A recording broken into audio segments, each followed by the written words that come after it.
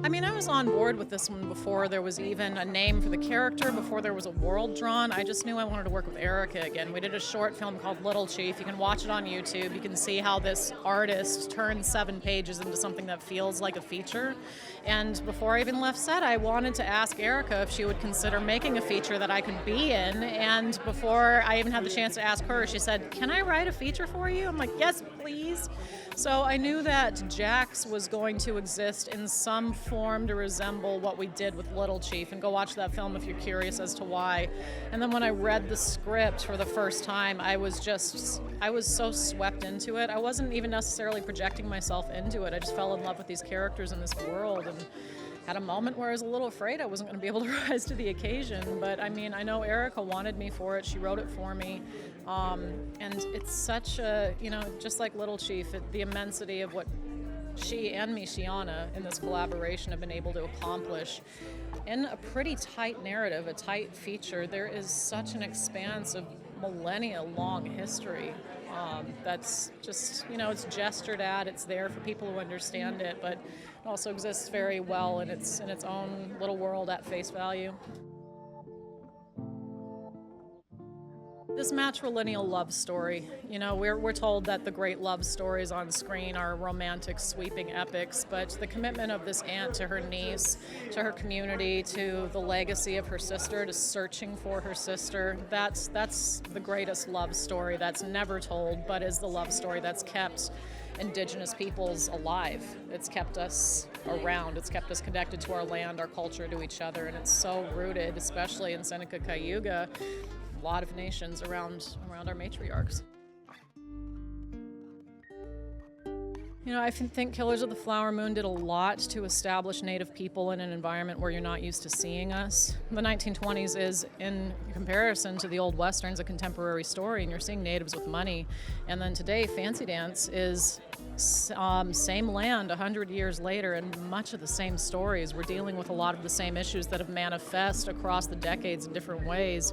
But bringing Native peoples and bringing this language, Seneca Cayuga language, it was just spoken by less than 20 people who are still alive in the world, into a modern setting, it's revolutionary. I mean, it's a dream. They're lovely. They're the most kind, generous, genuine people I've ever met.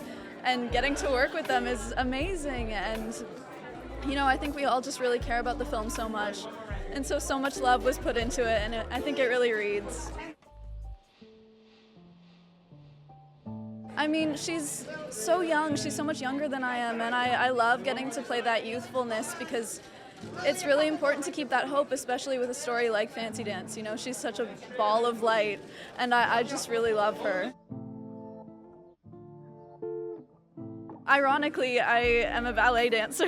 We talk about the differences that those have, but ballet was such a big part of my life, and just honestly studio dance as a whole.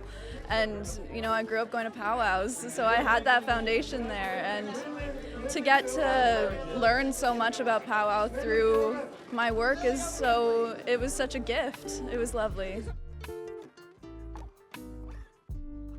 The movie really celebrates that femininity, and that connection that Jax and Roki have really is so lived in, because that's what Lily and I have. She really is like my auntie, and I love her. And what the film does so beautifully is it destigmatizes women's bodies. Roki's so proud of herself, and I feel like that's a message that all young women and young people should have, is just to be proud of their bodies, be proud of their culture. Lily and I had so much fun, off screen, that it's really difficult to pick a single moment, but we really had a lot of fun laughing even in our first scene that we filmed together. We were joking, quoting Willow behind the scenes within the first 10 minutes of being on set together.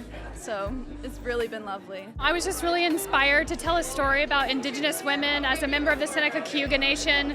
I grew up with so many aunties and my mom and women in my life and queer folks in my life that work to protect our culture, our languages, and us as people. And so I was really inspired to tell a story about two Indigenous women, an auntie and a niece, who will basically do anything for each other.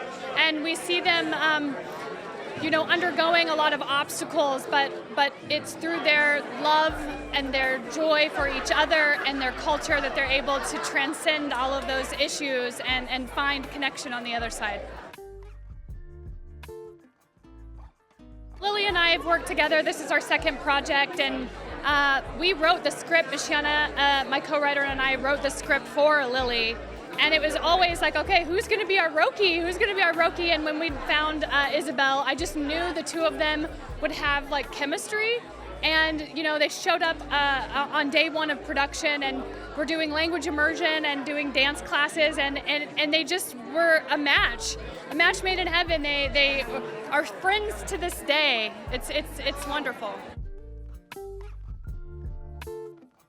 Sometimes you'll be talking to people and they will be saying to your face, using the past tense when talking about Native Americans, and we're like, no, like we're alive now, we're here, we're not just descendants of, like we actively live and are a part of our societies and the United States, all of it, around the world, even Indigenous people, like we're here, we're present, we're today.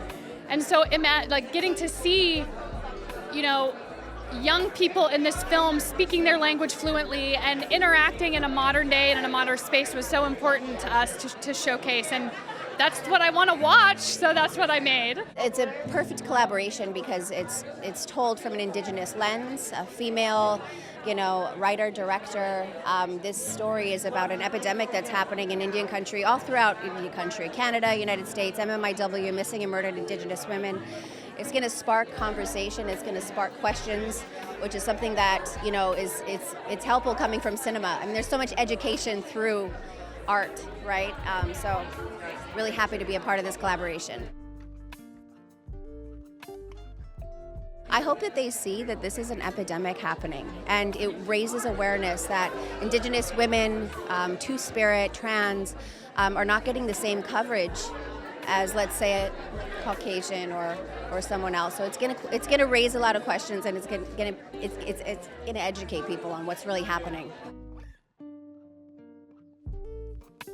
Yeah, I was just sitting with Lily and Erica, just having small talk and being a part of such a powerhouse collaboration was really a dream come true. And to be a part of such an important story, to me, that's why we do this. It's fun being on set and everything, but when you're actually a part of a really groundbreaking story that's bringing awareness and teaching people something is beautiful. The first day was working with Lily Gladstone.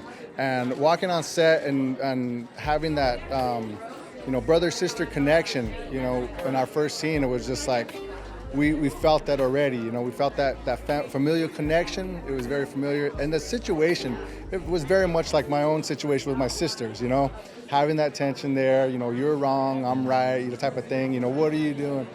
That type of family dynamics was really something that I'm very familiar with. So it was great. That was my favorite. It was a great experience. The story itself is just amazing. It's something that really needs to be understood from this perspective. And the way this film speaks about it is just a wonderful way. I think it's where we're at right now. It's current times. So these are the stories that are going to be coming out, things that are happening now. That definitely apply to what has happened and how we came to our current situation. So yeah, there's a lot of stories I believe that will be telling this tale, but also how we got here too, and then where it might be afterwards. Erica came to me with the story. She had like a few story beats laid out, but she was just describing this world and these characters that I was like, oh my gosh, she's from Oklahoma, I'm from Alaska, but I could so relate to this auntie and this niece and this story that she wanted to tell about the love between them and their community, and it was just so relatable that I was like, there's no way I can say no to this. Like, it's a dream. Oh my gosh, every day on set, because I was lucky enough to be there and to watch them work, it was just magical. And I feel like every person we cast, they just so exceeded our expectations, but they were also just like perfectly what we were envisioning while we were writing. It was literally like a dream come true. I was like, there's no better way that all of these pieces could have come together. It was everything. At the start of the pandemic, we'd finished a short film, Little Chief, and the whole film industry had shut down. And we decided, like, are you ready? Are we going to make our first feature? And she had shared with me the character of Jax while we were making the short film, and I was in from the very beginning. We worked with Lily on our short film, Little Chief, so the film, we always had Lily in mind. And then the discovery of Isabel, I mean, we were so fortunate, and the chemistry between Lily and Isabel is something really special. Well, we brought the two leads out a couple of weeks in advance to learn choreography for the dance sequence, and then also to study the Cayuga language. And so they had those 2 weeks to really bond, and I mean, it was just sort of instant chemistry, though. It's something that as a filmmaker you hope will happen, and we were lucky enough that it did. To really get out there the plight, the epidemic of murdered and missing Indigenous women, which isn't covered in the media very often. Also language revitalization, and just the fact that Native culture is alive and kicking in contemporary America. I'm so proud that this film is led and created by Indigenous women, because I really believe in that power and that strength, and I'm so happy to be a part of it. I hope that everyone really takes from this film that, modern Native American lives are so overwrought with a lot of systems related to federal government and our history with treaties with the United States and other countries before the United States was founded, but we still managed to find hope, and connection despite all of these kind of imposed systems. And also family and tribe are so important, that's the core of who we are as Indigenous people, Native American people. I think that it's really a mother-daughter story at its core, whether you take it literally or metaphorically. There's also something about family, the importance of it, the sacredness of it, the sense of perpetual belonging that nothing else gives you when it's really working. And I think Lily Gladstone, I think there is an undeniable star power, and she holds the screen, and every frame she's in, you don't want to look away. That was just a match made in heaven. I think there was something just that clicked immediately when you talked to them.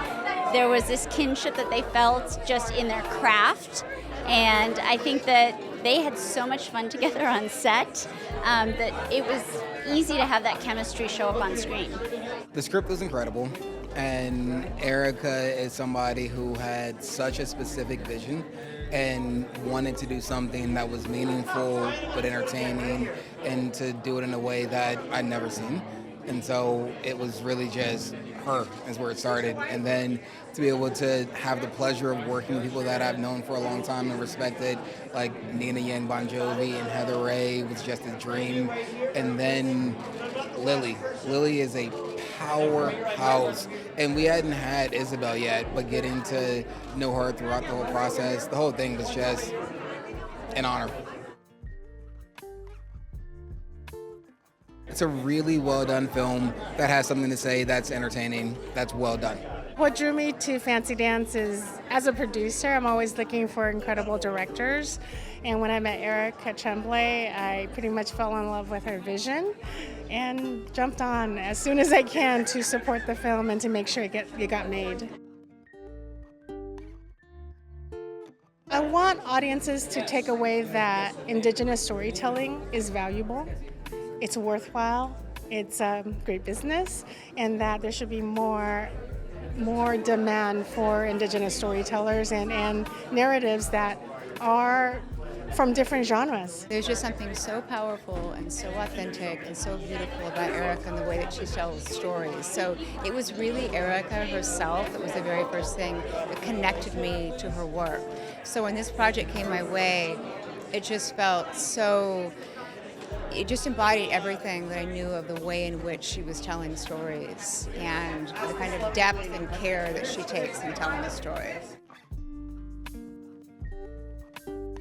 There's something that happened with Lily and Isabel that is just extraordinary. Like, what you see on screen really existed behind the scenes in terms of how they connected with one another. And there was a genuine bond that developed between the two of them. And I think there are so many things that connected them in terms of they were learning to dance together, they were learning how to powwow dance, they were learning the Cayuga language together. So there were all of these things that were connecting them that were so important in terms of how they made that bond. It's beautiful. I think that it being a contemporary story of Indigenous people is really important because if you look at the sort of, what Hollywood has perpetuated, it's this notion that the people exist in the distant past. And so there's a way that, the media has worked to, it has pushed the erasure. The erasure is pervasive. And I think that by putting a story in the now, you really see that, yes, the people exist here and now, today. They're not part of a relic of the past,